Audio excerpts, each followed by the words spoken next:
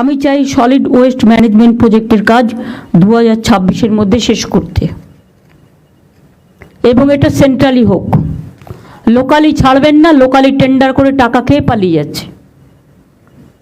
ভাগাভাগি ছাড়া আর কিছু বোঝে না। লোভটাকে বন্ধ করে দিন। যারা লোভ করবে তাদের মুখে একদম পুরো ললিপপ দিয়ে অথবা লুকোপ্লাস্টার দিয়ে বন্ধ করে দিন। কত লাগবে জীবনে বাঁচতে গেলে? কত চাই? আজকে নিজের দলের পৌরসভার চেয়ারম্যানদের মিটিং ডেকেছিলেন, সেখানে পুলিশ অফিসাররা ছিল, আইএস অফিসাররা, বিসিএস অফিসাররা ছিল এবং তুলোধনা করেছে। সবাই লুট করছে, সবাই টাকা খাচ্ছে, বেআইনি কাজ করছে। আইসি, এসডিপিও, এসডিও নাম ধরে ধরে বলেছে, সব বেআইনি কাজ করছে। কাউন্সিলরদের কথা বলেছেন, কাউন্সিলররা ভাগ্যিস উত্তর দেয়নি যে আমাদের তো কাউন্সিলর টিকিট পাওয়ার জন্য টাকা দিতে হয়েছিল, টাকা উসুল করছে।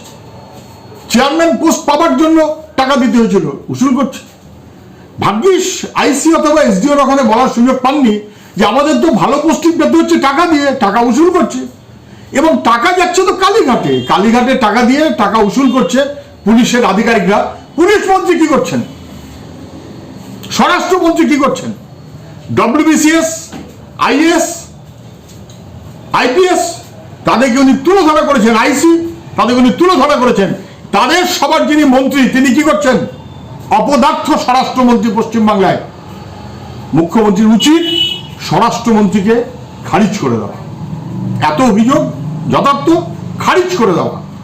পুলিশ অফিসার, তৃণমূল সব মিলিয়ে একটা লুঠের রাজত্ব চলছে। পারবেন মুখ্যমন্ত্রী? লম্বা চওড়া কথা বলছেন, কাজে কাজ করতে পারবেন? আজকে বলেছেন হাওড়ার যিনি মেয়র ছিলেন রথীন চক্রবর্তী, তিনি যখন মেয়র ছিলেন কোনো কাজ করেননি, সব 12টা বাজিয়ে দিয়েছেন এবং ছোট ছোট সরু সরু রাস্তার উপরে বড় বড় বাড়ি এসব উনি স্যাংশন দিয়েছেন, ইত্যাদি ইত্যাদি। উনি তো আমাদের চাইতে রথীন চক্রবর্তীকে ভালো চেনেন বলেই তো রথীন চক্রবর্তীকে তৃণমূলের মেয়র করেছিলেন, তৃণমূল করেছিল, মুখ্যমন্ত্রী করেছিলেন, মুখ্যমন্ত্রী পছন্দ বলে করেছিলেন। কাজ করবে না, বেআইনি নির্মাণ করাবে, এই কারণেই করেছিলেন। বেআইনি নির্মাণের সেই বাহিনী এখন তৃণমূলের হাত ফসকে বিজেপির কাছে চলে গেছে বলে উনি এখন বলছেন বেশ করেছেন। কিন্তু আমি মাননীয় মুখ্যমন্ত্রীকে বলি, আপনি পুরসভাগুলোর চেহারা দেখবেন। আমি একের পর এক নাম বলবো। কদিন আগে ভোটে প্রার্থী ছিলাম বলে আমার আরো বেশি চোখে পড়েছে দমদম। 5 ফুট রাস্তায় 5 তলা বাড়ি, 6 ফুট রাস্তায় 6 তলা বাড়ি, বেআইনি নির্মাণ। বাড়ি ভেঙে মহিলা মারা গেছে। কি করলেন?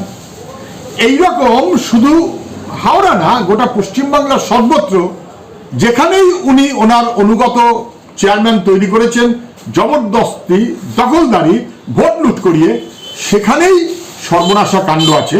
সেটা রথীন চক্রবর্তী হাওড়াই হোক আর অন্যান্য পৌরসভাগুলোই হোক। তৃণমূল মানে লুঠেরাদের বাহিনী, লুট করে ভোট, লুট করে ক্ষমতা, ওদের লুট করার জন্য ক্ষমতা।